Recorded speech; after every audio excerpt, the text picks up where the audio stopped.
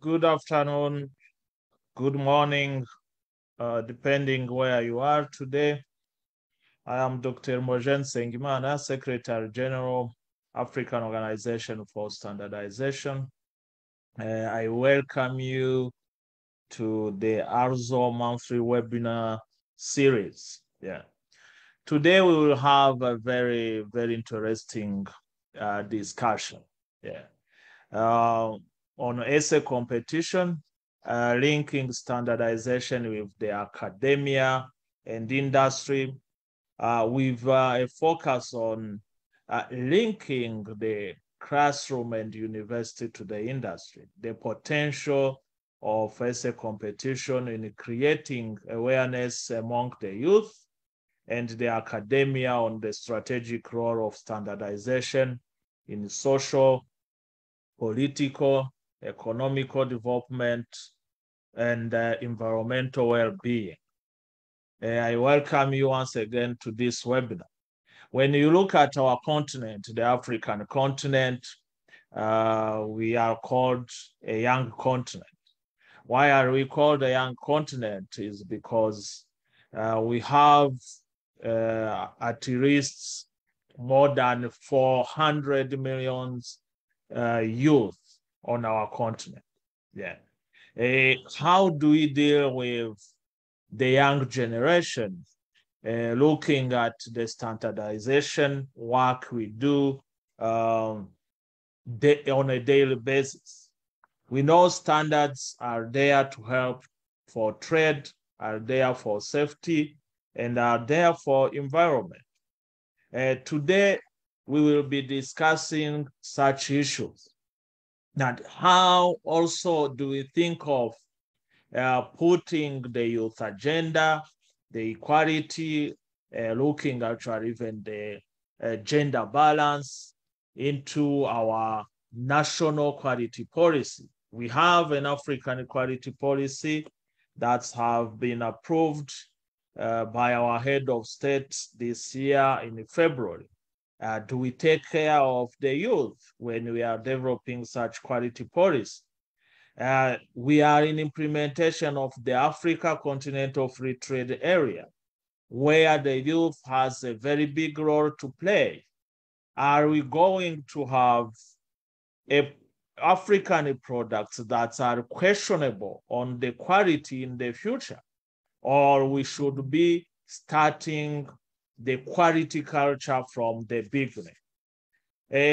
That's the objective of our discussion today, to see how we can facilitate better understanding of African various continental youth program on standardization, facilitate better understanding on the role of essay competition, linking academia to industry, and create awareness on different programs that exist, not just on our continent, but at the international level, among other objectives.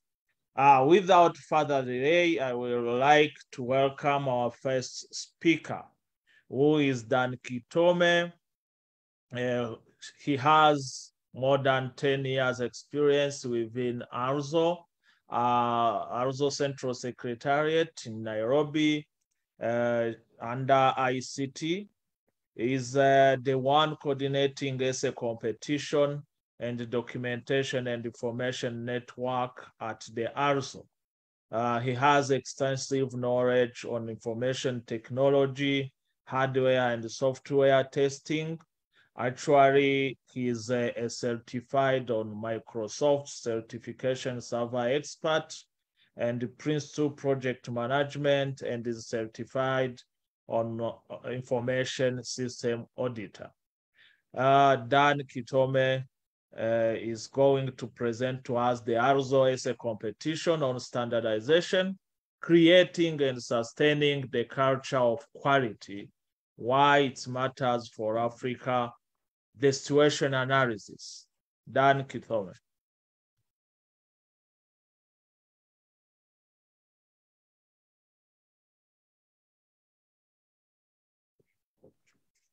Thank you very much, SG.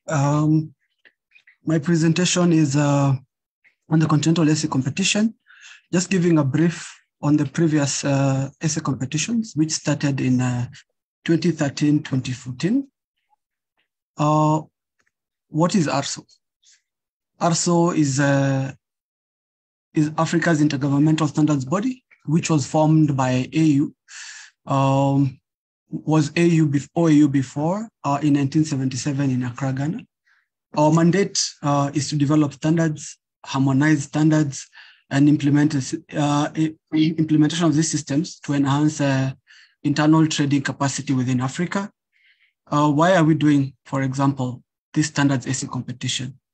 We would like to disseminate information on standards, and also initiated this so that in tertiary institutions, we are able to share information on data, on the importance of standards, which impact closely on economic benefits, societal, environmental.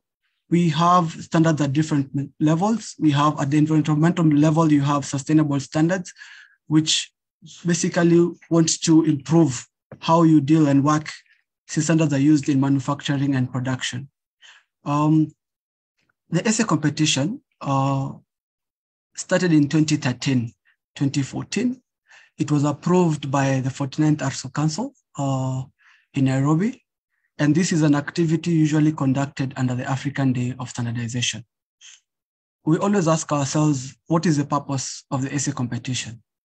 We would like to create more awareness among the African youth, which is about why do we have standards? What is the role of standards with regards to sustainable development within and for Africa? Why, again, do we need to have it? We need to also promote the quality culture in Africa. And youth being the majority of customers and stakeholders in this case, we would like to make sure that they're entrenched in it. And that's why the essay competition was coined out. 3, just to ensure that youth who are future policymakers and leaders are able to understand and also promote standardization within Africa as part and players. So in this case, we've seen participation of youth within the essay competition from the 1st to the 8th. Currently, we have the 9th essay competition. We are happy to say that we've seen a growth in youth women participating in the essay competition. From the 2nd essay competition, we noted that we had 30% female and 70% male. This gap has been closed when we currently have almost a 50-50 of 48 female percent and male at 52%. Again, we always ask ourselves, when we link it to the AU Agenda 2063, the Africa we want, why is the essay competition important? Considering Aspiration 6, an Africa where development is people-driven, we need to unleash the potential of women and youth. And that's why we want to put it up that we've seen female youth constantly improving and increasing in their participation. Also understanding that youth are the strategic resource that we have, again, as future leaders and policymakers, we need to have them also understand during the implementation of the AFCFTA under TBT Annex 6 and 7, where ARSO is predominantly mentioned. The African Union in 2012 opened the African Youth Charter. This is a youth that is between 15 and 35 years. And in this charter, we noted a strategic framework for youth empowerment development activities. And in this case, we can see the standardization, the essay competition is part of this. We are trying to work under the strategic framework to empower the youth to learn more about standards and their role in trade. Provide an avenue for youth effective participation in the development process. The standardization process is, provide an avenue for effective youth participation in the development process. We've noted that youth literally don't participate in the development process, and most of the rules and regulations being developed, standards, usually affect youth directly, considering that they are the big majority within Africa, encouraging stakeholders to involve youth in their activities. And in this case, we've been encouraging through the essay competition that we have internship programs, seminars and workshops to always improve youth involvement in activities of standards, national standards bodies. We have a short summary of the eight essay competitions that have currently been done and awarded. We started in 2013 to 2021. The themes provided are in line with the African Union yearly themes. And we can see from the first theme where we had the role of standards in promoting sustainable development in Africa, to what we had in the 8th essay competition on the role of standardization in promoting arts, culture, and heritage, and the creative economy in Africa. We can see the most important element of these themes is it relates to what youths are going through, and we can be able to see how they participated in the eight phases that we have. When we start with the first one, in the first essay competition, we had 3 winners from Cameroon. Nigeria had 2 winners in the first and second and third position. Now, in this essay competition, ARSO was initially starting. And so we communicated directly to tertiary institutions, and the essays were sent back to ARSO. So we had 14 countries participating, where we had Benin, Botswana, Cameroon, Comoros also participating, Kenya, Malawi, Namibia, Nigeria, Rwanda, Senegal, South Africa, Tanzania, Uganda, and Zimbabwe. Now, this was the first essay competition where we only deal directly with the students. Now, when we move to the second, third, eighth, we went directly to the National Standards Body who coordinated the essays. And that's why you note the decrease from 14 to 6 countries. You understand when you're conducting the essay competition, you need to have a budget, you need to have a committee constituted to be able to mark, you need to have an award for the students who participate, you need to have some workshops to enlighten the students. And so that's why we noted the low participation with regards to countries, but this changed from the 3rd, 4th to the 8th, where we had an increase in countries.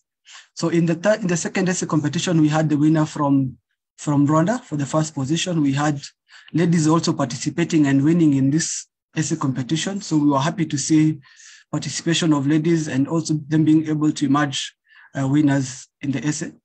We went to the 3rd essay competition, and this was a women essay, women empowerment and development. And in this, we saw Hope Katano Mutia from Kenya winning the essay. We had participation increase from 6 countries to 9 countries, where we had countries listed. This continued changing, and we noted that there was some change when it came to women participation in the essay competition, as we've noted initially. We had the 4th essay competition, winners from Zimbabwe, 9 countries participated, noting again, it needs some budgets to be considered every time as you participate. In the 5th essay competition, this was on the role of quality infrastructure and standardization in facilitating trade and sustainable development. We also had winners from Nigeria, South Africa, and Kenya. 10 countries also participating. We're noting an increment from 9 to 10. On the 6th essay competition, again, we were fighting against corruption. We noted an increase again, and winners, for example, in the first position from Kenya, second from Tanzania, third position from Kenya. And we can see a continuous increase in the countries. And sometimes we have some countries dropping out because of budgetary constraints and some joining in. And that's why you note, yes, there are 11 countries, but we notice there's a change. Under the 7th essay competition, we noted again, we had the same, but we had winners this time around. A lady winning, a female gender winning, and we're having 2 in the 2nd position and the 3rd. We try our best to make sure that the essay competition is as free and fair as possible. And so if marks tie the 2nd position, you get, they're awarded both of them. Under the 8th essay competition, which was held last year, this was 2021, we had the 1st position from South Africa, 2nd position from Zimbabwe, and also the 3rd position from Zimbabwe. There's something that these countries do, and that's why they emerge the top all the time. There's some outreach activities that they do, engagement, brochures, giving seminars to the students, and that's why you can see the improvement with regards to from the start to this moment where we have the 8th essay competition. Now, we've seen several awarding systems where we had, for example, Zimbabwe awarding the number 1 and 2. This was for the 8th essay competition. And we'd like to thank Zimbabwe for this. And you can be able to see them being presented, the outreach that they're doing, communication. Now, we always have the national essay coordinators. We wouldn't be able to have the successful essay competition without having the national essay coordinators. And this, their main work and the expectancies from them is to be able to engage with NSB management, to be able to include the essay competition in their programs, ensure that we send the right documents to them from ARSO and engage ARSO effectively, ensure development of media resources. This is just to create awareness. This is the brochures, the social media updates, the websites, in the newspapers. They'll be able to share with us the activities that they usually conduct. Also, we've been able to notice that they've been able to liaise effectively with NSBs. And so this is our expectations from them. That's what they usually do. Also set rules at the local level, at the national level, on how to engage with students, it being deadlines and timelines for submission of the essay competitions, and also activities related to marking and evaluating the essays, and also ensuring through workshops, again, public lectures, simplified brochures and written materials, that all the themes that we share with them are fully understood. And we've also noted that the essay coordinators from our side, we expect them to establish committees at the national levels to ensure that the essays are marked professionally as they submit them to the continental level, which is ARSO. Also organizing recognition awards, and we've been able to see some photos. One example of national awards being given. This was being done for the continental level, but they also won at the local level, which is the national level. Also submitting materials to ARSO for publishing. We've always been receiving materials, and you'll be able to see this in one of the brochures that we have.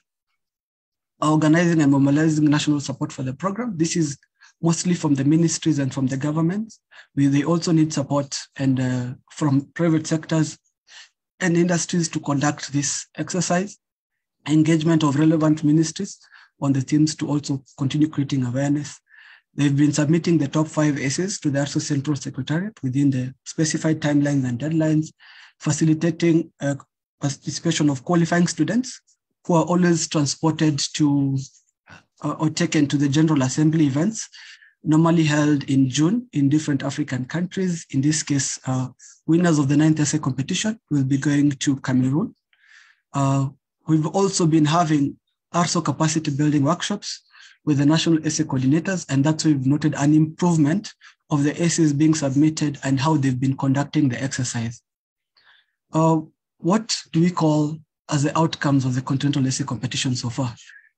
The 8 years that we've been having this essay competition, we would like to say that we have an improved created awareness and improved the awareness about standardization to the youth in Africa. We have at the continental level a database of more than 150 students who we engage and invite to ARSO webinars, communicate with and inform them of ARSO activities which they can participate in. We are happy to inform you that part of those students are some of them are doctors, And so they've been also providing comments on our social media pages about our posts on the pharmaceutical projects that we have to harmonize standards, and would like them to participate and offer expertise to the national level and also to ARSO. And we've noted an increase in participation of ARSO members in ARSO programs. From the essay competition, as you participate in the essay competition, you also create awareness of the standards and the national standards body to the nationals in the countries. We've also noted an increase in understanding of African development priorities. This is from the initial essays we received to what we are receiving at this current time, noting an improvement of how the students are delivering their essays, they're delivering their conclusive messages, and they have information that standards exist and how to participate in the standardization and harmonization. And in this case, they also sometimes participate and inform us of the need for harmonization of standards and conformity assessment in some different needs within African countries. We've noted an increase in participation of youth, women, and youth in African standards harmonization technical committees. We note that in the technical committees, we currently have youth participating below 35 years. This should be shared. 1 minute. Okay, thank you. We've also noted that a greater collaboration has been noted between tertiary institutions and national standards bodies. As in the presentations we'll get from the countries that will be giving their reviews, we'll note that some greater collaboration has been done between tertiary institutions so they can be able to get enough students. Some challenges have been there and they should be able to share this. Improved information sharing among member states. This is during conduction of the ARSO continental essay competitions, knowledge sharing, and they've been sharing all this. Youth empowerment opportunities and internships. We've noted that countries have been taking in some of the winners who would like to engage with the national standards body as interns, and this has also been done at the ARSO level, where we were able to get one intern who had participated in the national essay competition. A pool of African youth standardization experts established. We've been able to establish this, and we're also encouraging countries to create youth levels at the national level, promotion of quality culture in Africa with strengthened quality infrastructure within Africa. We've noted greater collaboration with international partners when implementing the standardization essay competition, payment of tickets and awards, also greater visibility of NSBs and also programs. I would like to just inform you that since we started, we've been having collaboration with the AMC group, PTB Germany, financing the tickets and the activities of the essay competition, Intertech, and IEEE Standards Association. We note that the 9th essay competition is on the role of standardization in promoting African pharmaceutical and medical devices industries to attain self-reliance and in combating COVID-19 and future pandemics. We expect that the winners of this will be awarded in Cameroon in the 28th General Assembly. Thank you very much. Thank you. Thank you very much, Dan, for the good presentation. I like very much when I see the gender balance from 30% of participation of women to almost 50% of the participation of women. I also note that you have a youth standardization ambassadors that are more than 150. How do you select those ambassadors? The ambassadors that we have, which is a closed group of more than 150, we didn't literally select them. They participated in the continental essay competition. And by them participating in the essay competition, they would like to know more about standardization and standardization activities. So we created the group to make sure that as they participate in the essay competition or get information about standardization, they are able to also disseminate it to the national level and to students. And at this level, some of them are even working in organizations. They're able to implement the standardization culture in the local level. We also, as we push for the essay standardization ambassadors, we are also pushing them to start standard clubs with linkages with NSBs so they can be able to entrench the standardization culture within the tertiary institutions and the youth. Thank you. Well, if you may to choose success factors, yeah, what would be the success factors, the first two success factors or three, yeah, for reaching this level, maintaining the essay competition since 2013 till to date? The success factors we have and that we can say is, one, we've been able to effectively encourage countries to link with tertiary institutions through participation of the essay competition, creating the essay competition every year. And this we've seen is a success factor since it has been entrenched in university that they expect that every year we have an outreach activity that will share about standards and they can be able to give to their students to continue improving their knowledge on standards. Two, the success factor we can say that has been pushing us is the improvement in participation of youth and women. And you can see the increase from 30% of female participation to 58%. This has created a very good, pushed us to be able to see a 50-50 participation, which we're improving. And the women are always improving in their understanding of standardization within Africa. And this is through the essay competition. Also, another success factor is the consistency of coordinators in national standards bodies. We've been able to have coordinators being engaged and being permanent at the national standards body, and this has been able to improve. Also, another element that has created this success factor is the support from our partners. Without the support of our partners, we won't be able to be as successful as we are because they've been able to facilitate some of the work and pay for some tickets and the work of coordination of the essay competition. We've also noted that the main success factor that we've had is through the support of the National Standards Bureau, the workshops that they've been conducting with the students at the national level, and this has improved. And that's why we have continuous, the essay competition growing every single year and the number of participants growing. We've only been affected by the challenge. Sorry, we have someone who's shared his screen. Done. Thank you. Okay. So yeah, we had the support, the workshops conducted by the national standards bodies. That is one of the success factors that we had. And these workshops are capacity building workshops to the students to explain more on standardization for the improvement. Thank you. Thank you. Thank you very much, Dan, for your presentation. I will probably come back to you if I see other comment from our participant. And you may use interpretation as indicated. You may also send us your questions, observations on the chat box. Our next speaker, I think it's fit well. We had from Dan on what is being done at the continental level.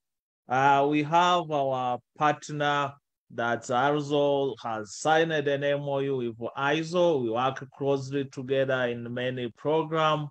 We have our presenter, Rachel Miller, who is the project manager on ISO capacity building and has been centered around project management, working closely with developing countries and the local stakeholders through the United Nations and international organization. It's really good to have you, Mila, to discuss with us today on the ISO Next Generation Essay Award competition for young standardizers, championing sustainability-driven standardization, encouraging young African standardizers' participation. Maybe you will tell us that these ambassadors can start now developing the standard and contribute to international standardization work. Rachel, you may share your slides. Thank you. Yes, thank you. So as said, my name is Rachel Miller-Prada. I'm a project manager at ISOCS. Some of the project topics that I focus around in capacity building is on leadership, gender and diversity inclusion, and youth and young professionals, and of course with that, engaging with academia. So the issue, let me share my screen. Here we go.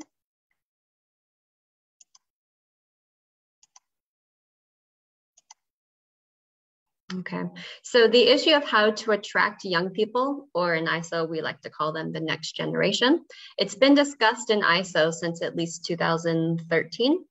And there is a broad consensus among ISO members that engaging young standardizers and young people is a strategic topic important to the organization. So that's reflected in the new ISO strategy 2030 in the goal 3 of All Voices Heard, which focuses on engaging with a broad diversity of stakeholders and actors, in particular women, developing countries, and youth. And all of those are greatly underrepresented in standardization. So I'm here to talk to you about 2 initiatives at the ISO level that are focused on young standardizers and engaging with academia. So the first is the ISO Next Generation Award. This award was launched only last year in 2021, and the purpose of the award is to identify young standardizers who focus on sustainability within standardization and also work with partners to tackle sustainability through multidisciplinary perspectives. And it is important to note that this award is given every 2 years, not every year like others. So the next application phase will actually be in the spring of 2023, with the winner announced during the General Assembly of that year. And then the secondment is expected to begin in the following spring, so 2024. So what is the award? Well, the award is actually a 6-month secondment at ISOCS in Geneva, Switzerland. And this award, it presents a unique opportunity to members, and in particularly developing country members, because it's not a normal secondment that ISOCS has. Because a normal secondment usually has a much, it requires a large financial commitment from the ISO member for the secondment, because the member is responsible for maintaining their salary and the cost of living in Geneva. So for example, let's take KEBS, the ISO member in Kenya.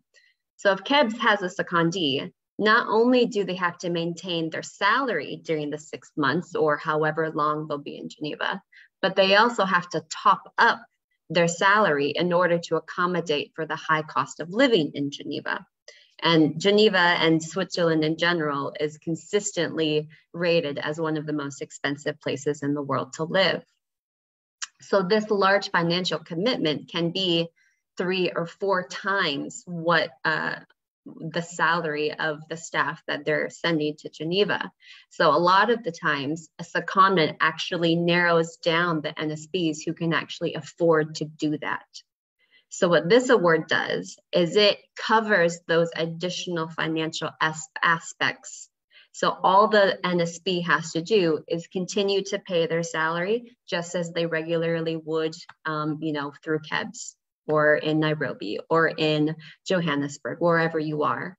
And the award covers the additional living costs. It covers food, it covers travel, it covers insurance, it covers all of those things.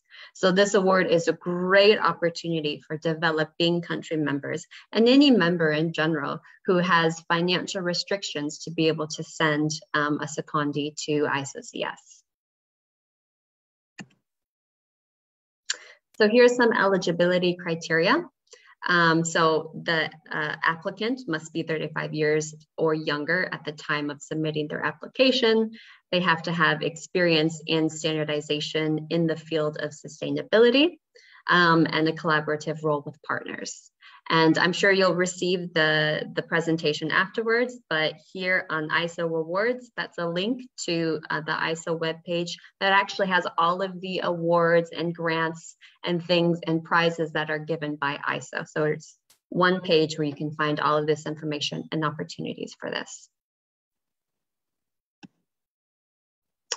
Another opportunity at ISOCS, which is also new, is a research grant that's overseen by the Research and Innovation Unit at ISOCS. So the grant is for 25,000 Swiss francs, which is about $25,000. And it was actually started last year and awarded for the first time last year. And the grant focuses on a different theme each year, very similar to the presentation by Dan, it seems. But it keeps the focus on evaluating the impact of international standards. And again, there will be a link on the research grant where you can go to find out more information. And the purpose of the award, as I said, is to promote research that results in a better understanding and knowledge about the impact of international standards. And of course, to make sure that there's a link between higher education and the promotion of standards in education and university level curriculum, etc. All of this information, again, is available online. Eligibility criteria.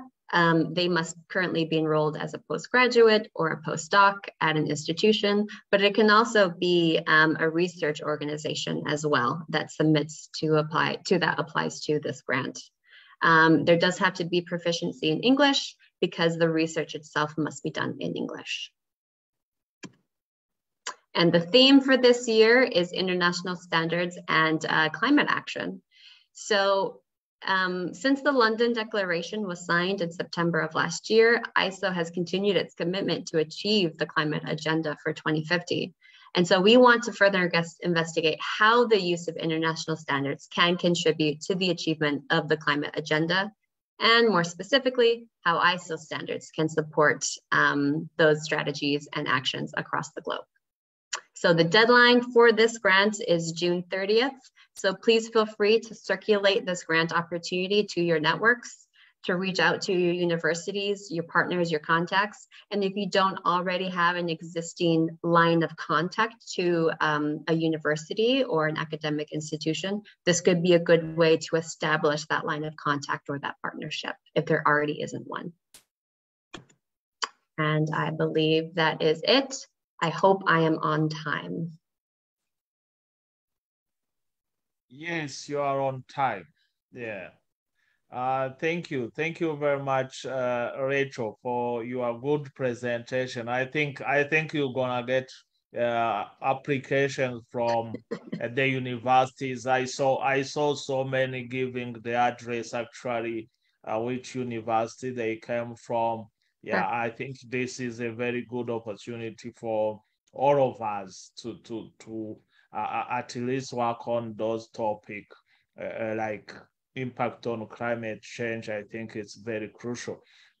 As you said, I would like to ask you why is this essay competition, this essay, maybe I call it award, very important and very strategic for the youth? Yeah, what is your view? How is it very strategic to either to your organization or in general terms? So as I said, the new ISO strategy focuses on all voices heard. So that includes youth and academia. And some of the other projects that ISO is working on that focus on youth engagement and young professionals.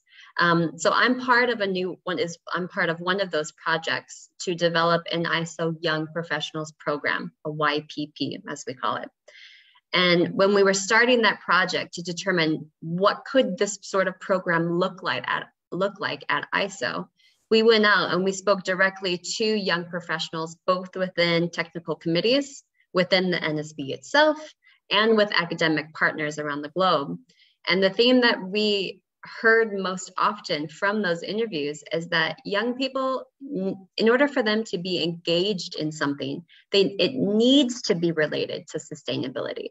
Youth nowadays, they learn about sustainability from a very young age, whether it's as simple as the importance of washing your hands or not littering, to the more complicated, process of how to recycle and why do we recycle and what's the best way to recycle. So they grow up already with a different mindset than the generations before that. And through these interviews, we learned that youth care about why they are doing something. They want to know, how does whatever they're doing, whether it be just their job or whether it be developing a standard, how does it contribute to the greater good of society, to the bettering of the environment? How does it lessen their environmental impact or improve the standard of living and our daily lives? And if ISO can't show them or explain to them how standards and those questions are linked to sustainability, then they're not going to be interested. We need to make it on a level that they can understand and that they relate to in an everyday perspective. So if we can't make that link, then we're never going to be able to engage with young professionals now, because their mindset is different than it was 50 years ago, 30 years ago, even 10 years ago. So we need to be able to make that link to connect with them. Thank you. Thank you very much. Maybe my last on this series, why sustainability now? Yeah, why not 2 years ago when the SDGs were coming in? Why not? Why now in the standardization? I think we could say why now for everything that we've ever done, whether it be with engaging youth in academia or, SDG 5, which is gender equality. Just because we might be behind the times doesn't mean that we shouldn't be doing anything. We can always play catch up. We can always engage with partners and institutions and organizations and get on the train to continue to improve, because we don't want to be left behind. And there's so much that ISO can do, that our members are doing, that we need to create a collective effort to make sure that we use the knowledge and the expertise and the people that we have to be able to contribute to those SDGs. Whether it was 5 years ago or 10 years ago or now, we need to do something now. Thank you. Thank you very much, Rachel. There is no time to do the good thing. Exactly. It's always a good time to do the good thing. Yeah. Thank you. Thank you. I will come back to you. I see many questions coming along. Now we will see how many we can take at the end. Thank you, Rachel. Mm-hmm. Yeah. Our next speaker probably will challenge all of us. Yeah, we have 3 speakers from the member states. All the member states are members of ARZO. They are also members of ISO at the same time. We have Kenya, we have Tanzania, we have also Zimbabwe. Looking at the data that Dan has presented, these countries have consistently participated in essay competition. Our next speaker is Esther Ngari, who is the Director of Standard in Kenya Bureau of Standard. Is a graduate on dairy science and food technology from Egerton University, with a Master's of Business Administration from Jomo Kenyatta University. Has done agribusiness, value chain analysis and development from the University of Queensland, Australia, and holds a professional diploma in supply chain management by Chartered Institute of Purchasing and Supplies, United Kingdom.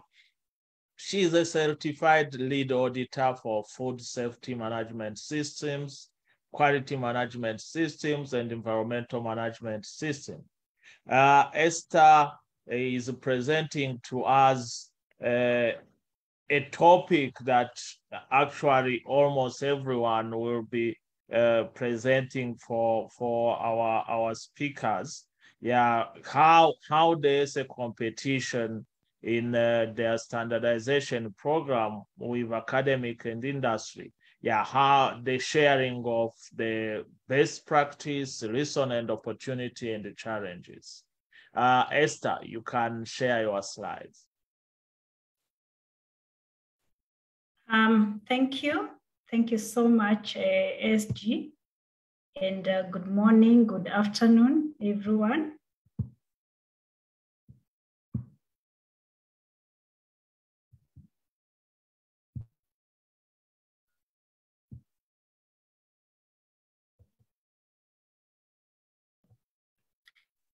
Today I'm going to be sharing about the experience for Kenya Bureau of Standards on the ALSO essay competition. And to start with, is that Kenya Bureau of Standards is the national standards body in Kenya, established through the Standards Act, Cap 496 of the Laws of Kenya. It started its operations on 12th of July, 1974. And we report to the Ministry of Industrialization, Trade and Enterprise Development. Kenya Bureau of Standards operates an integrated infrastructure that encompasses standards, metrology, conformity assessment under one organization. The mandate of Kenya Bureau of Standards include promotion of standardization in commerce and industry, provision of testing and calibration facilities, product and system certification, undertaking educational work in standardization and practical application of standards. And this is where the ALSO essay competitions, right? It's one of, it forms part of one of the mandates for Kenya Bureau of Standards, and also maintenance and dissemination of international system of unit, that is the SI units of measurement. We have participated in all the 8 cycles of the ALSO essay competition as presented by Dan. And you can see from this is that the participation has not been very consistent, but we've had quite a number of members from Kenya participating, and especially in the 3rd cycle. Then there was a drop sometimes on the 8th cycle.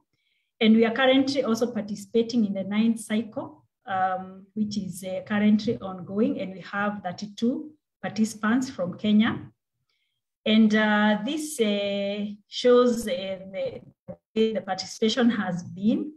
And due to the effects of COVID-19, that is when we realized the 8th cycle, there was a video participation, and which made us to learn quite a lot of campaign so that we can be able to attract more participation. And in this slide, I want you to listen to one of the campaigns that we have been learning.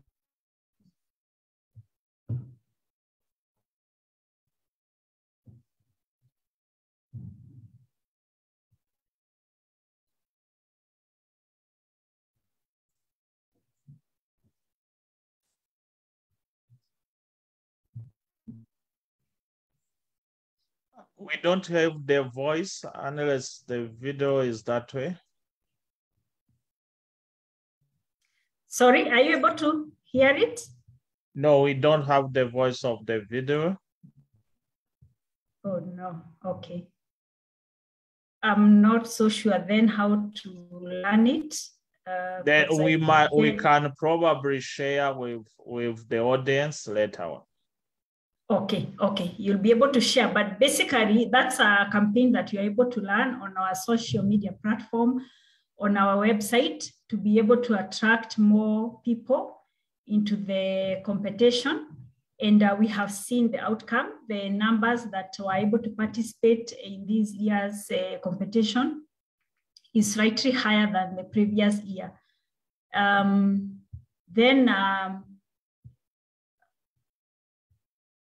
Some of the things we do at the national level, we have a coordination team, which normally coordinates the ALSO essay competition within Kenya Bureau of Standards, and they oversee the sharing of the ALSO essay competition concept note with the running institutions, collection, receiving of essays, marking, scoring, and ranking. So we have a team that always does the coordination, and which is normally appointed every year, but for continuity, we normally have more or less the same team that does the coordination. Then at the national level, we also have the managing director for Kenya Bureau of Standards, who does the presentation of the national awards. We have the national awards, which are given to the top 3 candidates. And we do this annually during designated Kenya Bureau of Standards functions or participants workshop. And sometimes we take advantage of the World Standards Day and we are able to award these participants. Then we have communications to participants are done through posters, social media, through our website, students' workshops, institutions, visits, and other virtual meetings. We've had quite a bit of challenges during these also essay competitions. And the main one has been financial resource. We have budgetary constraints. Mainly, we realize that we have to do dissemination of information. We have to do mobilization of the students. And of course, resources are not always available. Therefore, we have budgetary constraints. We also experienced some challenges due to the COVID-19 restrictions, where the institutions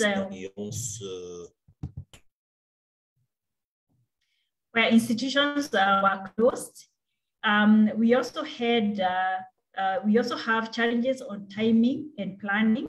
Institutions have different programs, and therefore our timings sometimes are not the same. So reaching to the students becomes an issue, and also coverage and contacting of all colleges and universities within Kenya is always not possible to be able to reach out. Some of the lessons learned and opportunities is that colleges and university administrators are very positive on these competition and programs. Also, the students are dedicated to organize social clubs on standards. The student leaders basically support and they share information of the competition.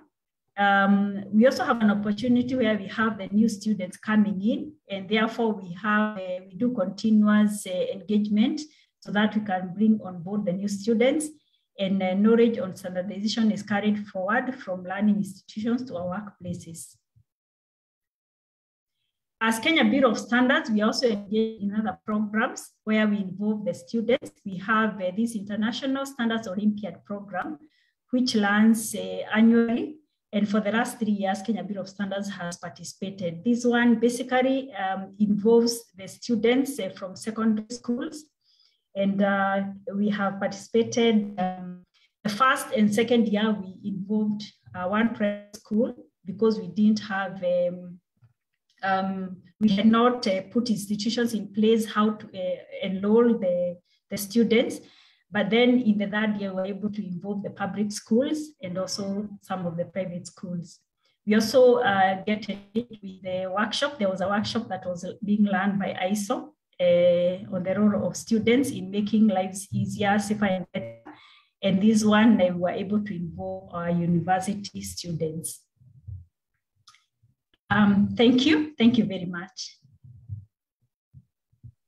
Thank you, Esther. I saw really the impact of COVID. From 400 participants dropping to 20 last year, and currently to 32. And you are doing at least the campaign to see how this can move to the numbers where you had around 400 participants at the national level. That comes now to just ask you, there is this drop, yes, yeah, but have you seen an impact for the essay competition to your organization? Yes, there has been a very positive impact for Kenya Bureau of Standards. Remember, this is one of our mandates is to be able to undertake standardization work and the practical application of standards. And therefore, even as we encourage our young students to participate in this also essay competition, we are undertaking one of our major mandates as Kenya Bureau of Standards. Number two, we want to entrench the culture of quality in our society. And we have realized that the minute we involve the young, the youth and the young adults in this, then they will carry it forward into the society, and they will also carry it forward into their workplaces once they get employed. So that is one of the things that we have realized is creating a positive impact for us as Kenya Bureau of Standards, and also for Kenya in general. If you look at, you presented the challenge and the lesson learned. If you look at the other countries that are probably looking how to improve their participation, what would you tell them really that if you sort this out, yeah, probably the number will increase in participation, that you will have a positive impact to the youth in your country? I think one of the things that needs to be done is the issue of mobilization. How do you mobilize the students to be aware that there is this competition going on, and so that they can be able to participate in numbers? Remember, the more the numbers that you have participating, the greater chance you have to have the best coming out of your country. So one of the things is mobilization. How do you do dissemination of information? I'm aware one of the greatest challenges is the issue of budgetary constraints and finances, but how else can you do it? Use of social media. Remember, the youth, they use more of social media to communicate. That is where they get a lot of this information. So if we can use more of the social media to disseminate the information, to reach out to these students using their student leaders, I think then it would really help in increasing the participation. Thank you very much. I think you touched on a very good thing, social media. During this COVID, we couldn't even greet each other.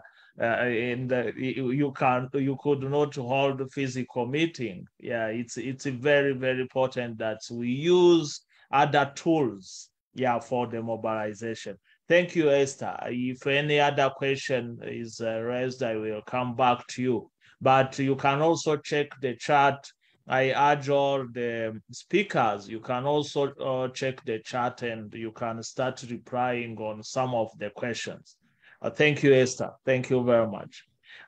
Without any further delay, I would like also to go to Tanzania, to Dar es Salaam, yeah, to ask Henry to present to us once again, share the best practice, lesson, opportunity, and challenge in their participation on this essay competition.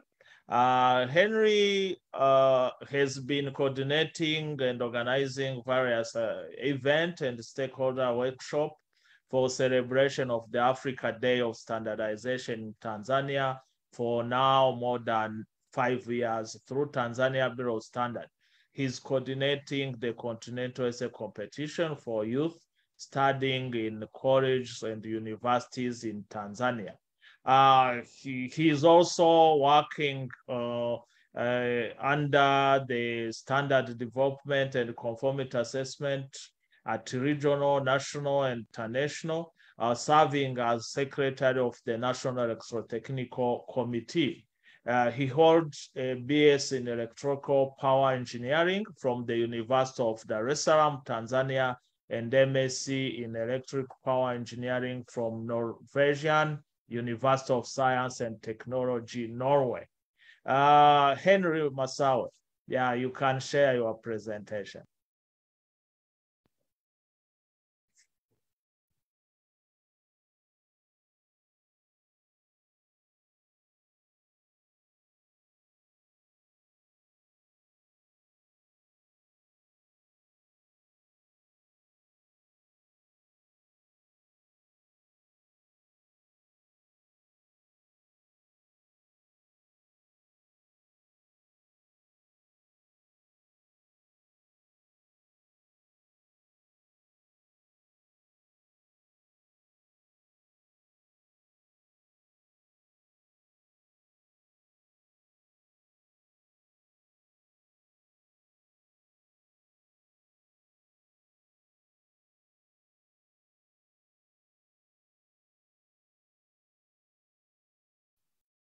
Henry, full screen mode on your right side down. Let me share. Okay. Full screen. Can you see my screen? Yes, go to full screen mode on your right. Yeah. Can you see it now? No. It's not full screen, or we can share for you. Okay. Let me share again. Here it is. No? Yes, it is. Thank you. Yeah, now let us hear the experience that we have from Tanzania.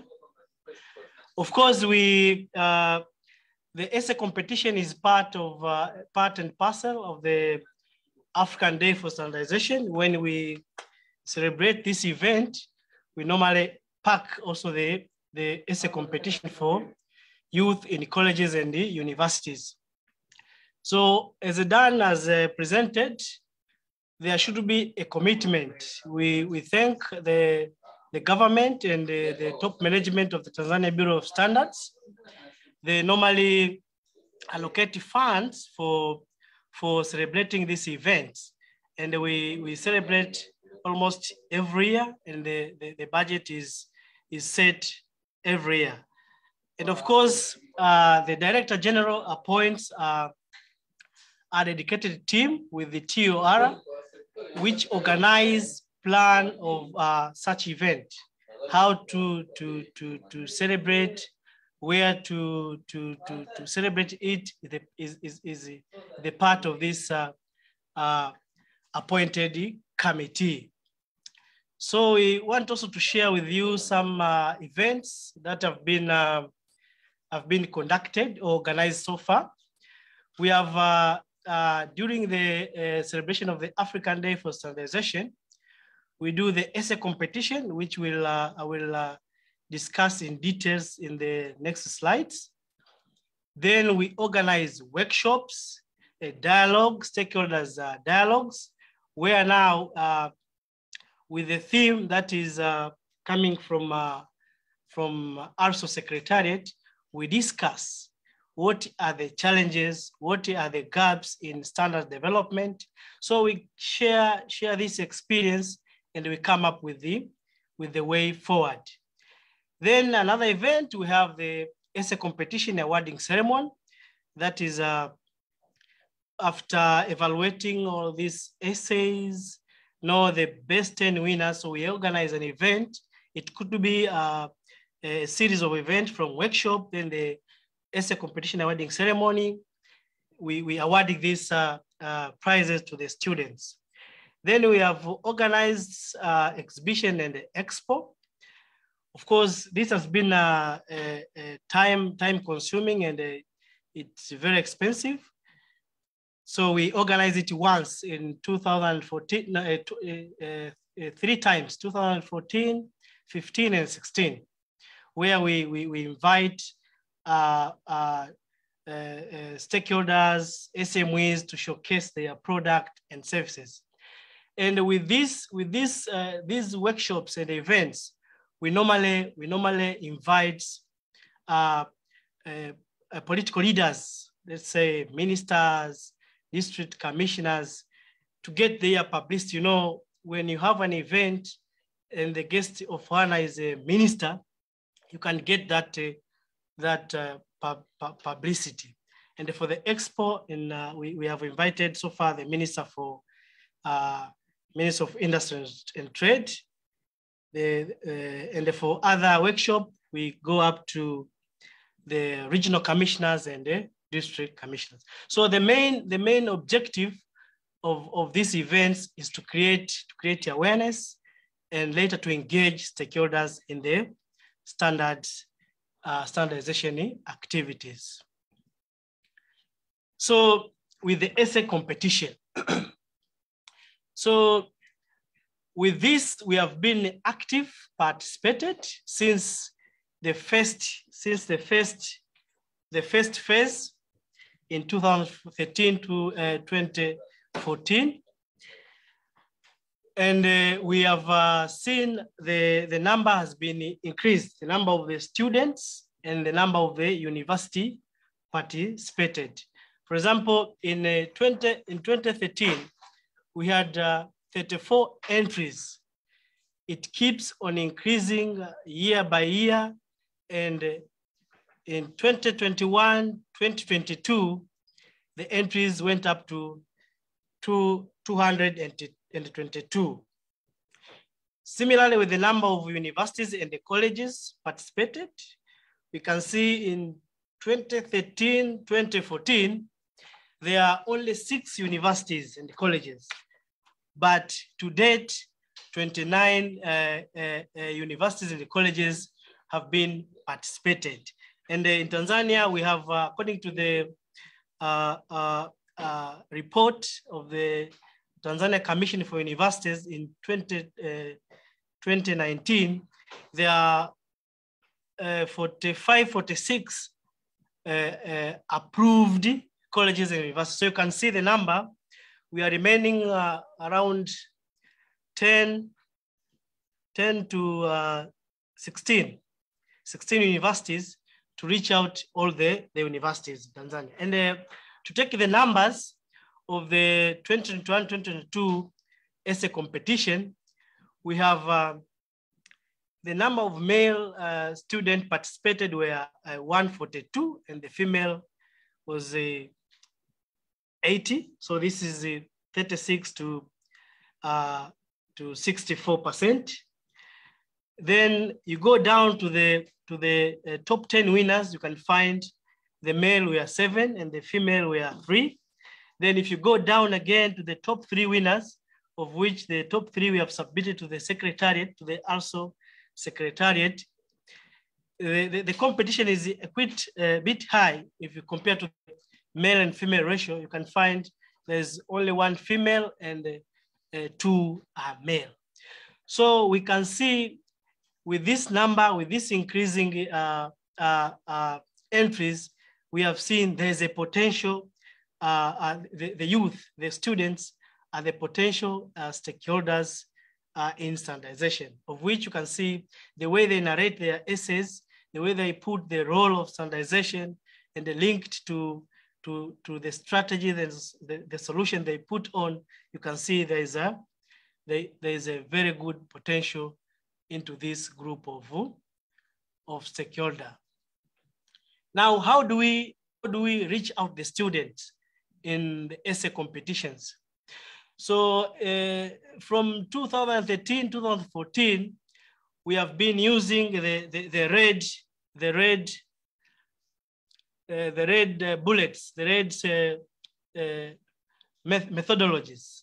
We advertise on the newspapers and on the website. This is not that much active because we have seen the students, they don't much, most of them, they don't prefer reading the newspapers. Then we keep on improving the methodologies. We went up to the physical drop, to drop the posters physically in the colleges and universities. Now, the challenge here, you can find Tanzania is very diverse, a lot of colleges, so this is very costly and time consuming. Then we send emails to identify universities and the colleges. Again, this does not actually work out effectively because yes, you send an email to the info, to the general email that a university or college uses, but it does not reach down to the student. Then we start engaging these student associations in universities and the colleges. They have these, the governments, the student governments, the college governments, where they have the president and the minister. So we engage them directly. This is where now we see their sort of improvement in entries in participants, where they use their social media groups, the WhatsApp, Instagram, Twitter, and you find a lot of entries, they start coming out. But this year, the 2021-2022, we think again differently. We say, okay, let us put the official launching of the 9th Continental Essay Competition. It's kind of a press conference. You call media, TV and radios. Then you find just 1 hour, you launch official, the also day event with the component of essay competition. Of course, this again give us a very good mileage. We saw after just 1 hour, 2 hours, when the blogs, the trending of social media, we see that this methodology were very effective. After the press conference, you can see the student starting to asking, where can I get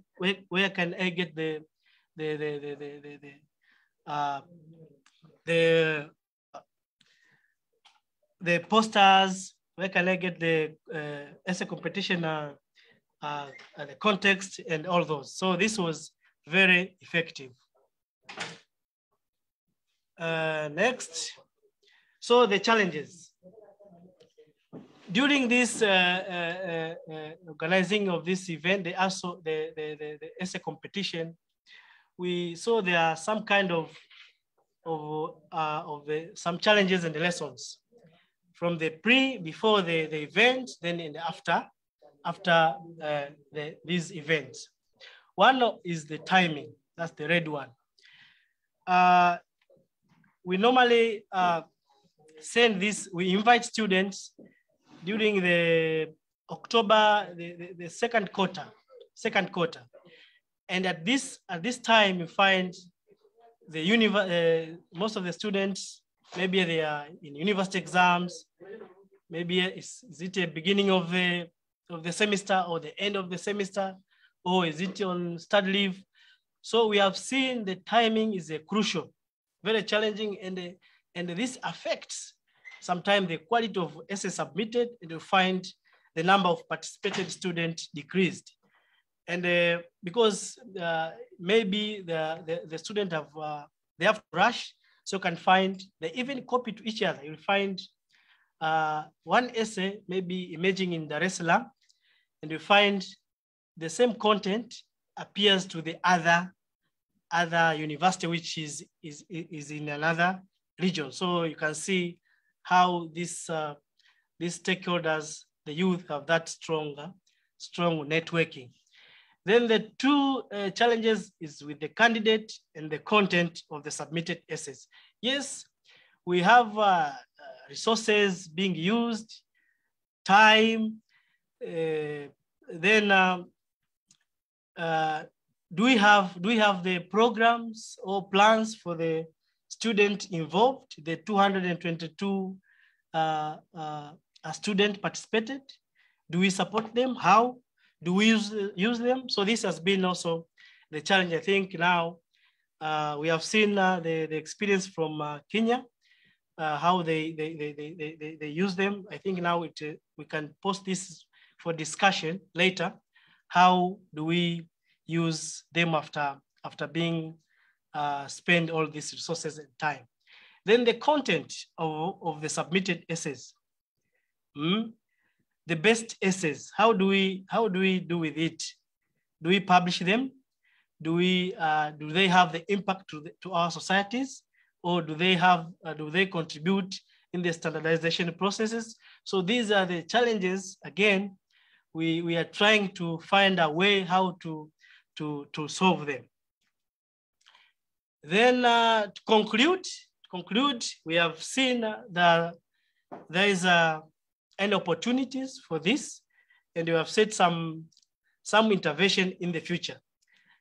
As I've said, we have reached out 29 universities and the colleges, and we have approximately 46 university colleges approved by TCU.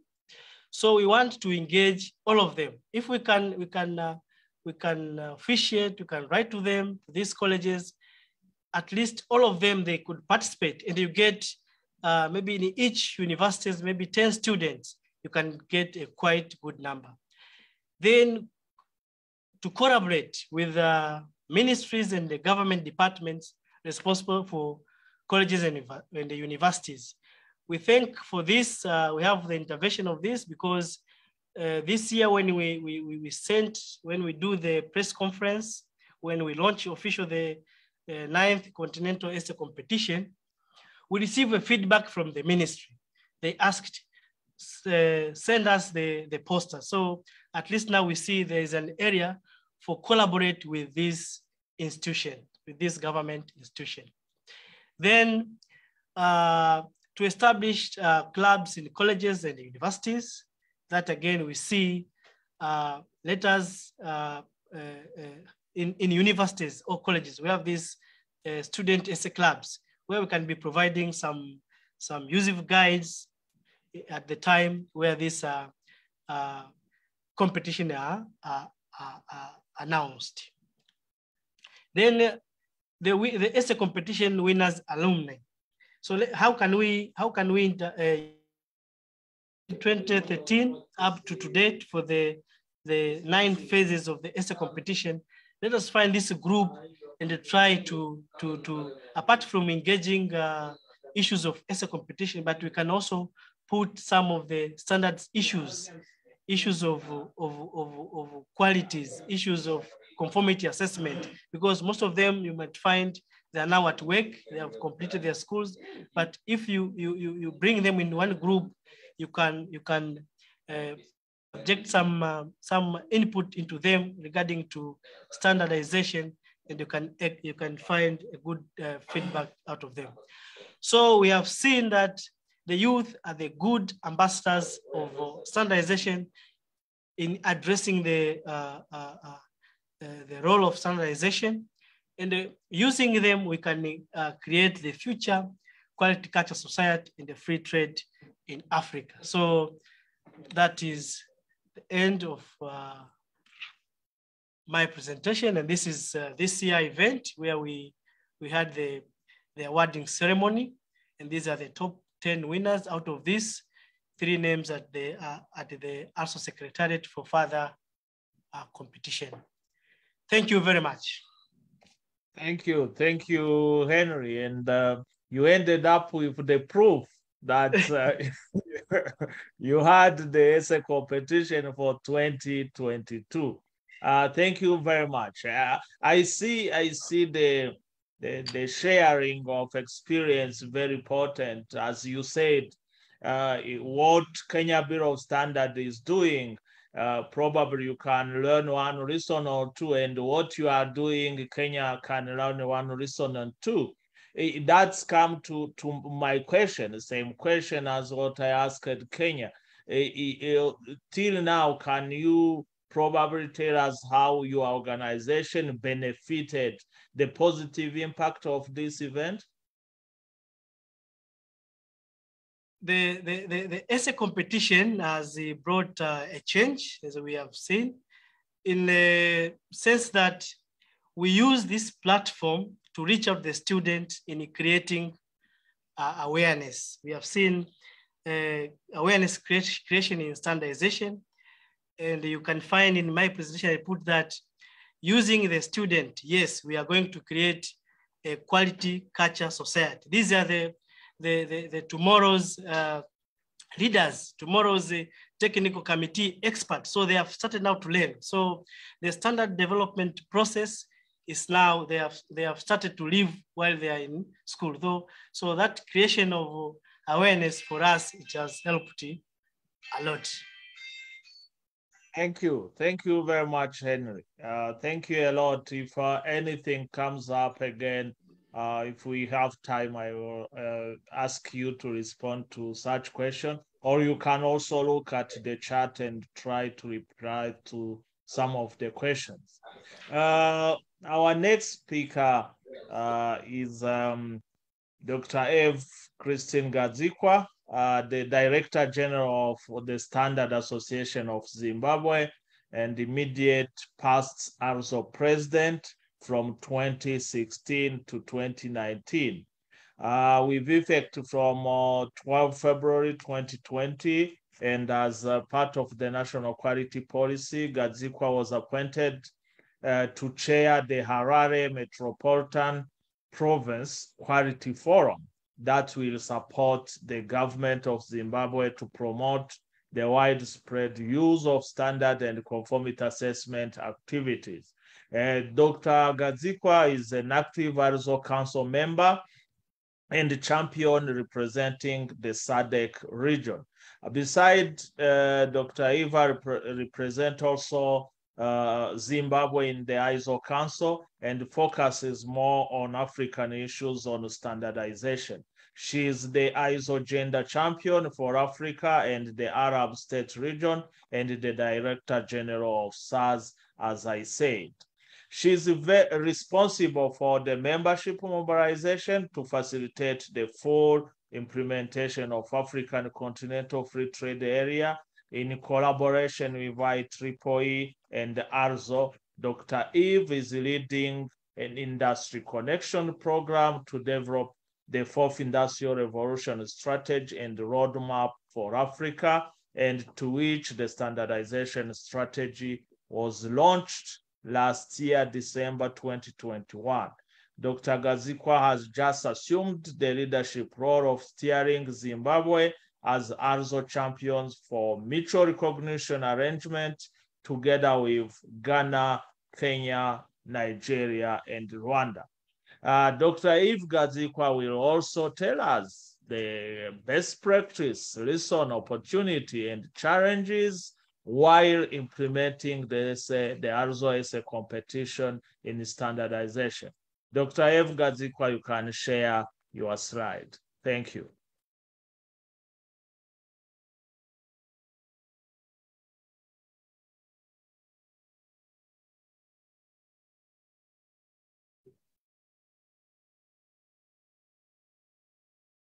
Can you allow Dr. Eve to share the slide, please?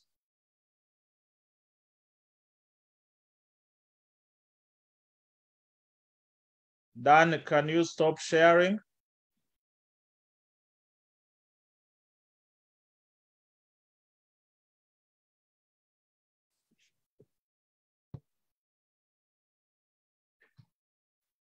Okay, wait.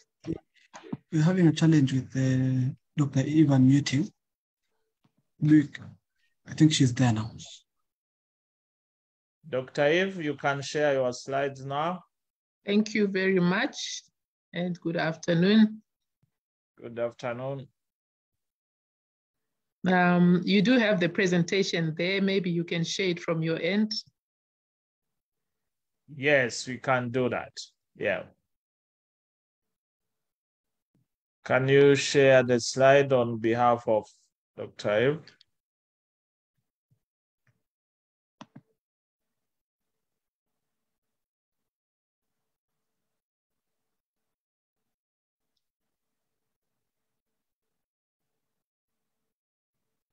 Okay. Dan, can you share the slides? I think you can see my screen. I've shared the slide. No, we are not seeing the screen.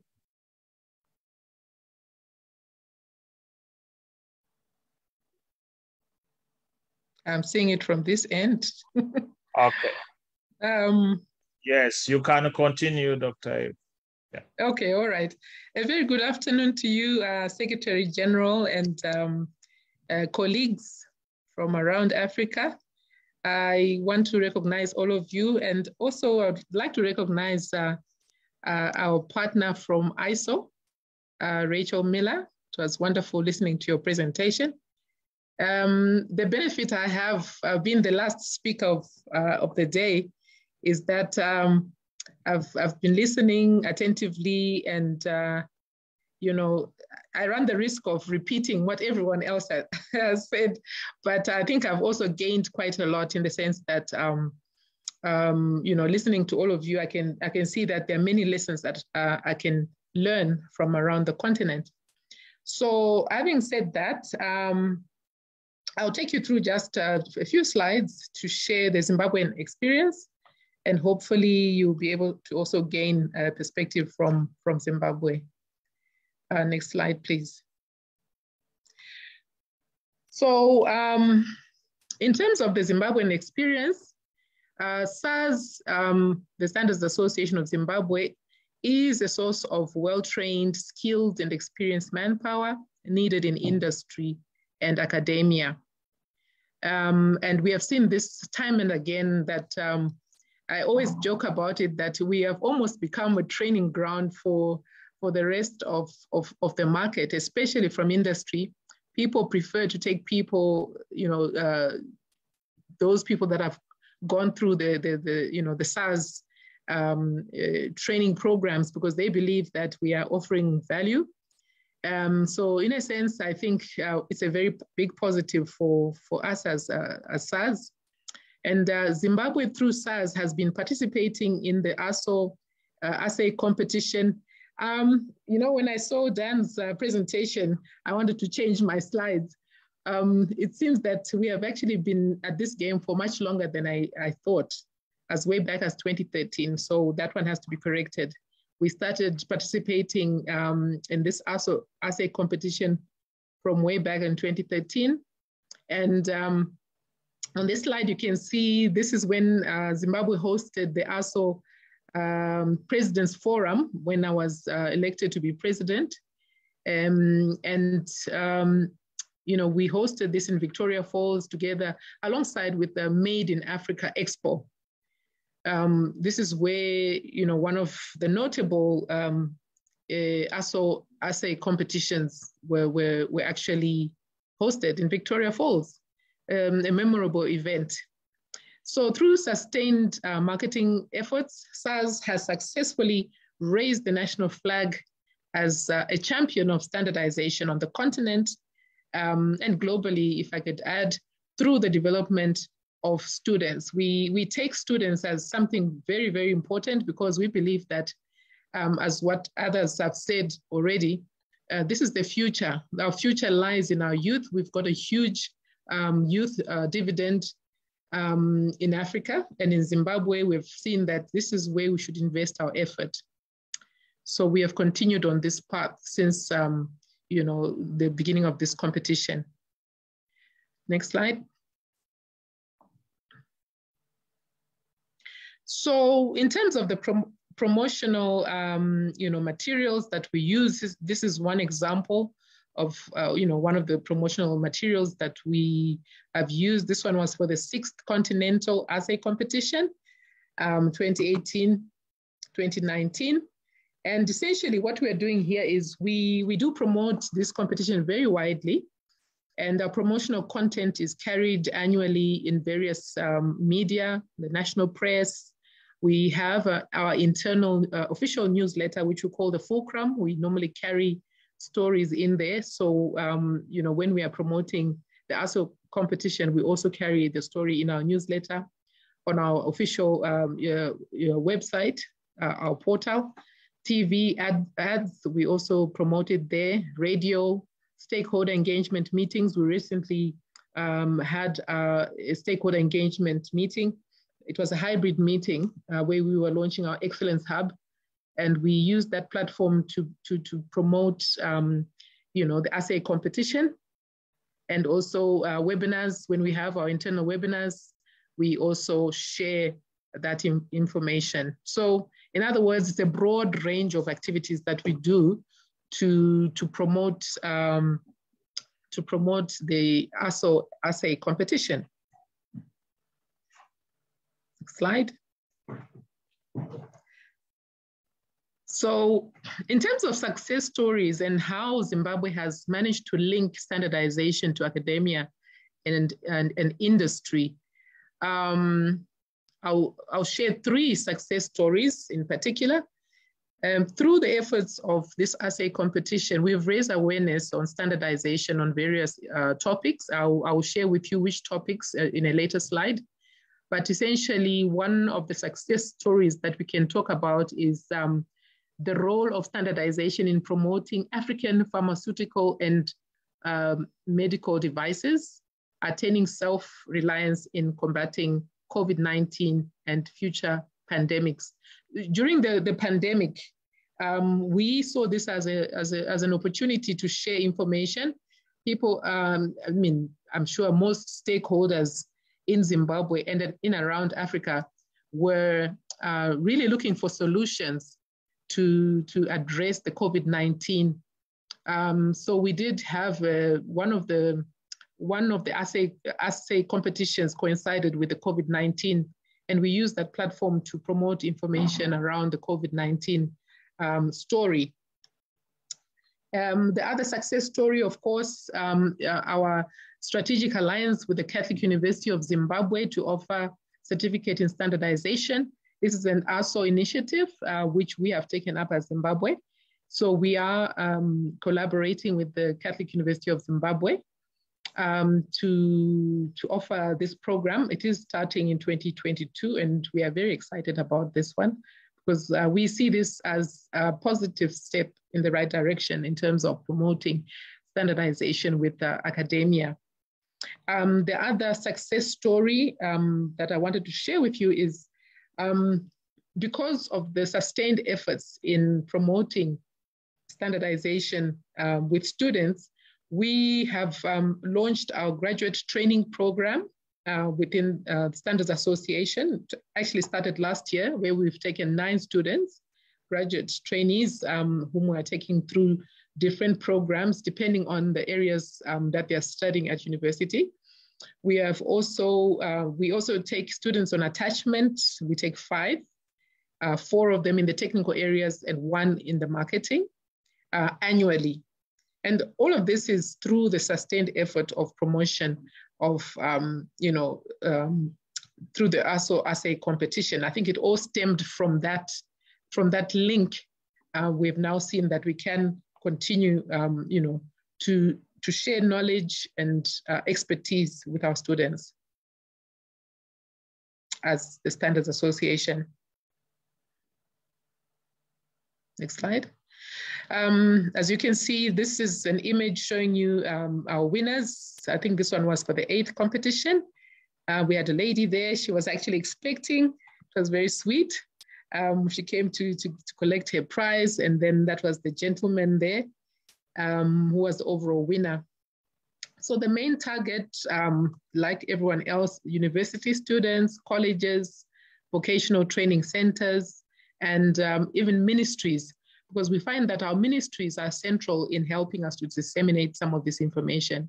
As SARS, our parent ministry is the Ministry of Industry and Commerce, and they've been very helpful in terms of disseminating information to some of our students. We also have the Harare Institute of Technology, which also is one such,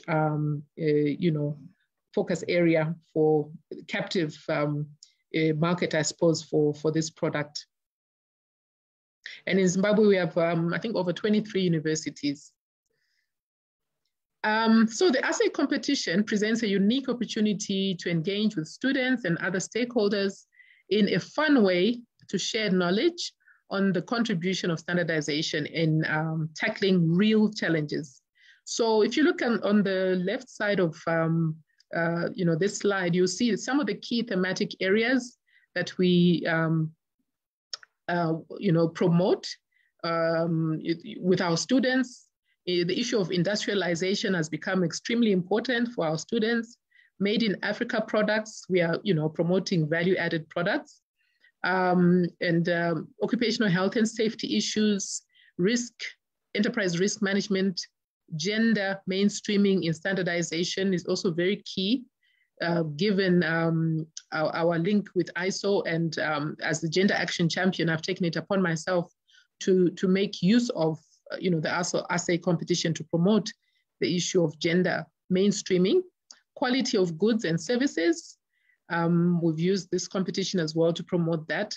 Competitiveness of industry, our SDG goals, trade and exports within the region, the different regional economic communities, and at a continental level as well. Consumer protection has also become a very big issue, especially in our country since the launch in 2019 of our Consumer Protection Act, supporting the work of regulators. We're working with a number of regulators, Ministry of Industry and Commerce, Ministry of Health and Child Care, Ministry of Agriculture, Women Affairs, Science and Technology.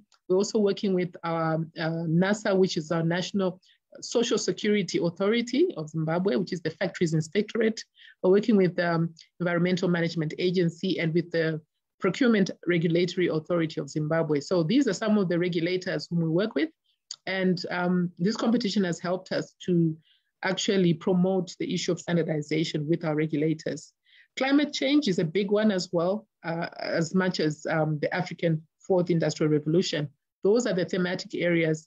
But of course, we are guided by ASO in terms of the theme for each year. And we promote that theme as guided by ASO. And then our stakeholders on the right-hand side, we've identified whom our stakeholders are. And these, in fact, become these stakeholders are the ones who then absorb those students whom we would have trained. You know, either some of our students who end up in government, they might end up in one of the ministries, they might even end up with SARS, they might even end up with academia or with some of the professional bodies like our Confederation of Zimbabwe Industries. They might end up a consumer or even exporter. Next slide, please. So what is the impact of the overall impact of participating in the ASO competition for Zimbabwe? We have seen that, we have seen the extent to which SARS students can be absorbed in industry, as I said. And the sectors where we've seen our students go, they are going to manufacturing, to agriculture, to chemicals, to pharmaceuticals. Zimbabwe has got a very strong pharmaceutical industry. Also, Zimbabwe is a mining country, so some of our students are finding their way through to the mining sector, and as I said, to academia, and also to some of the financial services sectors as well. So it's very important that when we promote this ASO competition, we promote it with a view to ensure that we are sharing knowledge that will then help these students, because we believe that it's too late for these students to learn standardization, once they are out of universities, but as part and parcel of their learning, stages.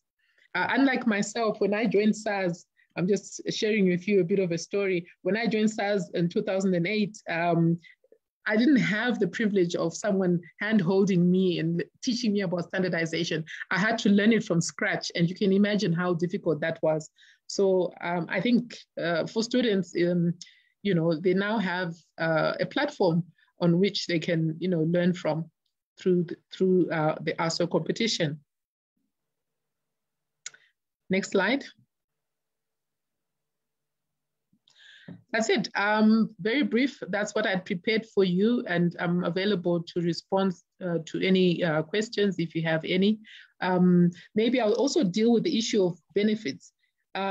We are taking standardization issues to the grassroots. One of the benefits that we've actually seen, Secretary General, is this competition has afforded us to take standardization to the grassroots.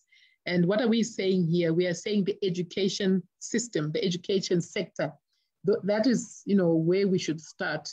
So, so if you are going to be a future leader, you really need to enter the labor market, having appreciated and been exposed to standardization. So we believe that it's a wonderful opportunity, this competition, in terms of one of the benefits. The other benefit, of course, is responding to the knowledge gap in the market. And as I said before, we've seen it even when companies are advertising positions in the newspaper or on the website.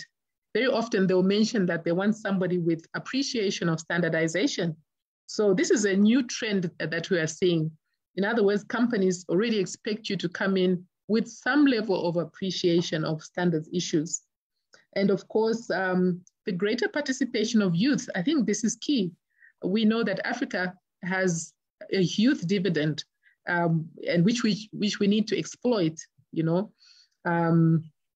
depending on who you speak to. Some people say our population is somewhere in the region of, 35%. Some people say 65%. But essentially, we've got a huge youth dividend, and we need to exploit that and unlock the value from those youth by training them early so that when they get into the job market, they become useful straight away. The company doesn't have to start investing from day one to train these people because they're already knowledgeable. And then in terms of challenges, very briefly, the uptake of this product, it has been improving over the years, but it's still a challenge, Secretary General. It is still a challenge, and it is my hope and prayer that it will eventually find its way in curriculum in all the universities. Because unless and until universities make it part and parcel of their curriculum, we'll continue to experience a slow uptake. So I was looking at the graph that was shared by Kenya Bureau of Standards. I can identify with that graph. It's a lot of effort that we have to sustain over the years to continue growing the numbers. And then the other challenge that we experience, which has already been expressed by Kenya and others, is the resources. We have to ensure that we set aside sufficient resources towards this competition so that it is successful every single year. We make it part and parcel of our strategic budget. And lastly, timing. Timing is also very important, because when the ASO competition is announced, if the timing is important in the sense that if it's outside of the semester, it's difficult to capture your students.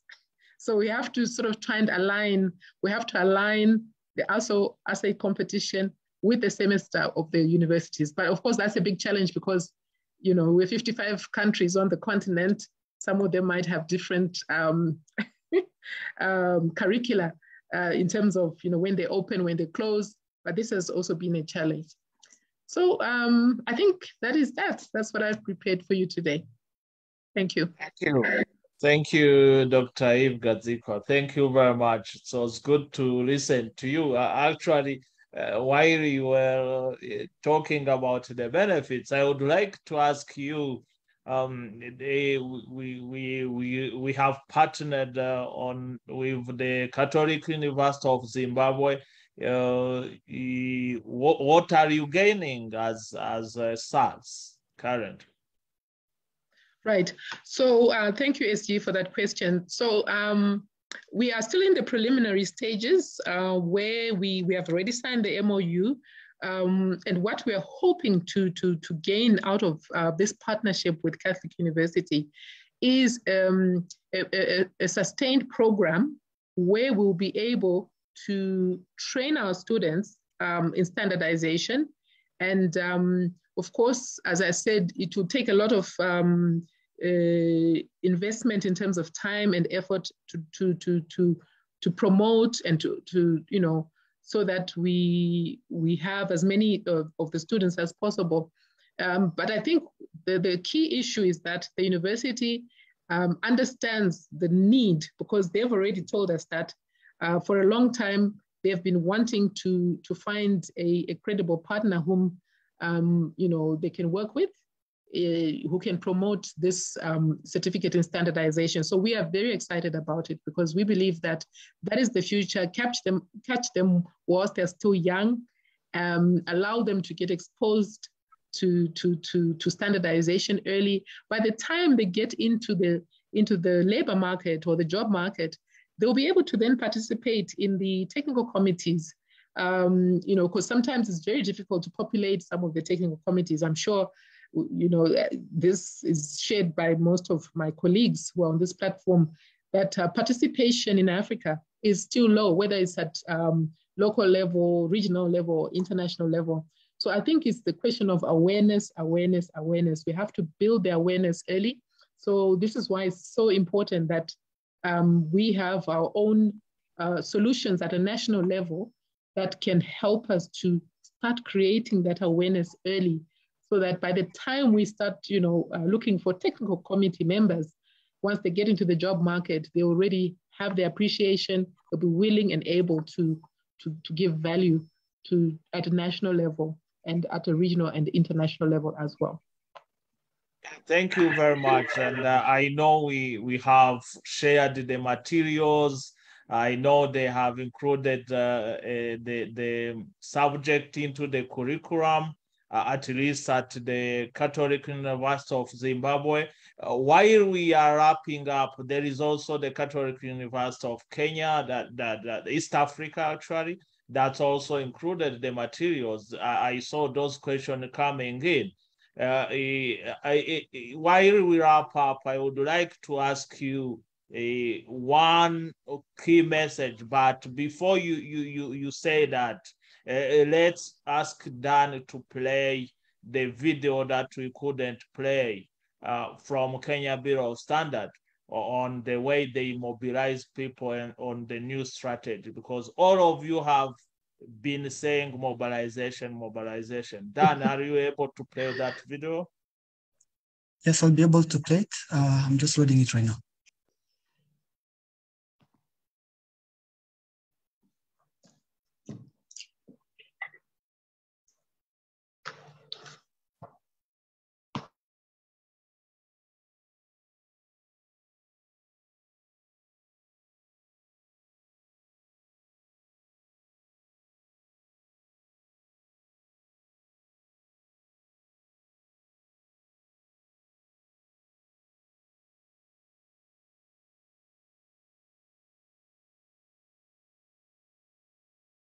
The year 2022, which is themed The Role of Standardization in Promoting African Pharmaceutical and Medical Devices Industries to Attain Self-Reliance and Resilience in Combating COVID-19 and Future Pandemics. Through also essay competition, the real world, real challenges and potential solutions can be realized. As Africans and in Africa, we have unique solutions to our issues. All university and college students under the age of 35 are eligible, with essays written in English between 1,000 and 1,200 words, double-spaced, and presented in Century Gothic size 12. Participants may submit only one essay and use up to 50 words to describe themselves, including their names, course, and year of study, town and country where their universities are located. The prizes to be won are as follows. Second runners-up, 60,000 Kenya shillings or 500 USD. First runners-up, 70,000 Kenya shillings or 800 USD. And 80,000 Kenya shillings or 1,000 USD for the winner. All essays must be sent to competition@kebs.org by March 31st, 2022.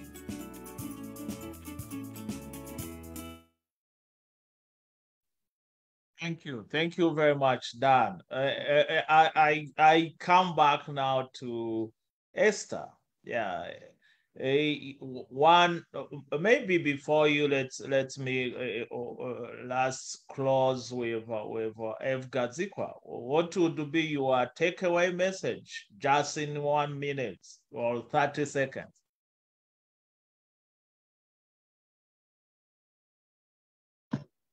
Thank you, SG. In 30 seconds. So I think I've enjoyed these presentations. I think my message really is that the efforts that ASO has started in this ASO essay competition must continue. We have a huge opportunity under the AFCFTA to unlock value from this continent, leveraging our youth. So I believe that this competition should not only continue, but it should grow. And I think the lessons that we're learning today must inform our next steps in how we are going to unlock this value and continue to promote standardization. And I also want to say one last issue is that the topics are very important. The topics that we, that we should share with our students. Some of the issues we're dealing with, for instance, climate change. Climate change has become real. It is absolutely real. And we need to start, sensitizing our youth to those issues of climate change. Right now, Zimbabwe, it is raining. We're not supposed to be having rain. So the question is, what impact does that have? And how can standards help? The issue of gender. Gender is also very key. We want more women to participate in standardization. So the topics are really, really important because they can help us to share important knowledge. Otherwise, I think it's very good effort by ASO, and Zimbabwe will still be there to support the ASO as a competition for the unforeseeable future. Thank you. Thank you very much, Dr. Eve. Yeah. Now to Esther. Yeah. I appreciate the video. I think it's a very good tool, and it would have been a loss if we couldn't play it. Yeah, because sometimes when we put on the link on the chat, yeah, people don't see it and don't play it. I think you are doing well in mobilization, which is key for this process to move on. What would be your key takeaway message from this webinar? Thank you so much, SG, and also thank you for playing that video. It's important that the members were able to listen out. Now, my key takeaway message is that I feel it's very important that standardization is included in the education curriculum. How we'll do that, we need to come up with ways of ensuring that standardization is included, and especially so because once the students get to the industry, what they deal with, regardless of their specialization, it is on standardization. So if it can be embedded in the curriculum, it will be very good. And the other thing is the inclusion of young standardizers at an early age is one way of entrenching the culture of quality in our society. We need these young people to have a mind of standardization. So we include them, we involve them, and ALSO has done well. This initiative of the ALSO as a competition is very good for the young standardizers.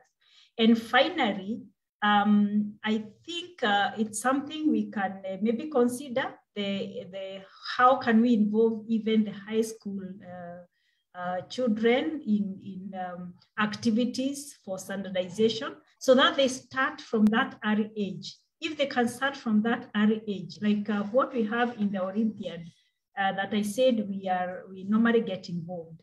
You have those young kids, and it's so exciting to see them participating in issues of standardization. If you can do that, then by the time they get to the university, they are ambassadors of standardization. Maybe one more word I would say is that this is a ticket to gain real-world experience for the runners. Thank you very much.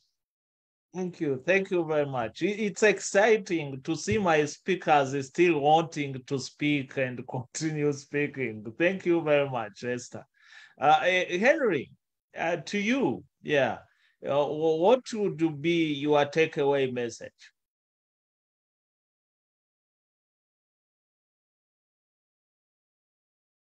Henry. Yes. Yeah, thank you, Mr. Secretary General. It was a very good session, very interesting sharing experience session. And I hope the materials will be shared to all the participants later.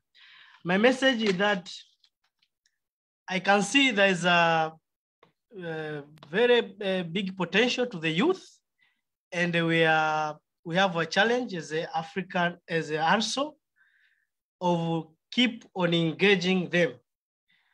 The way we are doing in technical committees, the efforts we are doing in convening meeting, let us now invest much in the youth. We have seen from the presentations, these are the potential key stakeholders and the future standardizers. Thank you very much. Thank you, Henry. Thank you very much. Rachel, yeah, what would you be your takeaway message? Well, I guess I can speak on the ISO level, not necessarily on the member level, but given the strategic importance of youth engagement in standardization for ISO, resources are available and projects are being done and things are happening at the ISO level to engage with youth and young professionals. And I think one of the most important things that we of ISO have learned since making this a strategic priority is that we need to speak their language. And I'm not talking about French or English or Swahili. I'm talking about understanding what motivates youth. What do they care about? What motivates them? What do they want to do? And how can we talk to them and make that link between what they care about and what motivates them, and how standards can address or solve those issues or address those concerns. And it's not only about the words that we're using, but it's also the ways that we're reaching out to them. The old school methods, if you will, of maybe having brochures or things like that, those aren't the way that young people get information nowadays. It's all digital. It's through Facebook, it's through Instagram, it's through Twitter or TikTok. So not only do we need to use the same language, but we need to make sure that we are talking to them on the same platforms that they use to get their information and to be involved as well. Thank you very much. Speaking their language. Not Swahili, not English, but looking at the social media, the tools. Thank you, Rachel. Dan, before probably I ask you the takeaway message, they were questions, but many of the questions are related to how do you select the winner? Yeah, what are the criteria? Probably they were answers from the members, but how in 1 minute? At the continental level, we have a committee that is constituted. We have a consultant who usually chairs the committee. The essays are marked. There's usually a mark sheet pre-developed. The mark sheet is also used at the national level, and which is also again used at the continental level. We check on the content if the essays match the description that we provided. We don't go away from the mark sheet that was used at the national level. But at the continental level, we always check for students who've been able to contextualize the theme at the continental level and also move it down to the national level. And that's how we are able to select the top 3. And we always it's marked almost 3 times to ensure that credibility of the results and the winner is never disputed. Thank you. Thank you. Thank you very much. What would be your takeaway message? My takeaway message is at this level, we have 3 takeaway messages and also down from ISO. I would like to get a sustainable way of ensuring that the essay continental competition goes on past the 9th, 10th, and 11th essay competitions. In this way, encouraging countries to be able to look for sustainable ways of raising funds and mobilizing, raising resources required to conduct the continental essay competition, considering the funds required for this. We also encourage students to participate as youth standardization ambassadors, and also encourage them to participate in the standardization activities at the national level. We look forward to having a competition as standards writers with the standards, with the youth ambassadors. We are coining this out from the Chinese one, where you can be able to write, making the students or turning the students into standard writers. Our Secretary General can wrap up with that. But we're looking forward to a competition where it's more involving. Students are able to participate directly into the standardization activities, and they're able to develop the clubs that will push for these activities. With the clubs, we can have the highest levels in the clubs being able to participate effectively. And we also encourage countries to develop their clubs at the national level, as we also see how we will also pull from that to create the standardization club at the continental level. Thank you very much. Thank you. Thank you very much, Dan. Before I give out key recommendation, I would like to take this opportunity to thank my speakers for good contribution. And I don't let you go before we take a photo in 2 minutes to come. There are some key recommendation, very few. One is the issue of mobilization. and key area is speak the youth language while we mobilize them. Secondly, establish clubs or group of the participant. Third, find a way of publishing the essays. This also came out very strongly from the participant. How can we publish the winners' essays? Fourth, having an essay competition winners alumni or ambassadors. And lastly, include standardization in the curriculum at university level and actually look at also at high school level. And this will really benefit the AFCFTA implementation by bringing the quality culture at the grassroots level. I thank, first of all, Dan Kithome, who presented for us. I thank Rachel, who presented also for us. I thank Eve, I thank Esther, I thank Henry for your good presentation. Thank you very much for your participation. Our next webinar will focus next month. It will focus on rules of origin and trade. It will be on 25th May 2020. You are most welcome to participate, where we will focus on this key issue in implementation of the AFCFTA. With that, I would like to ask all of you to put on your camera and the nice smile that you got during this COVID after taking off the mask. Then we can share a group photo. I see my friend Isan from Istanbul. How are you? Yeah, thank you for participating. Yeah, please. Yeah, hi Felician. Hi all of you. Can you take a screenshot for us to remember how many young people participated? Yeah. We are not putting the age here, not below 35.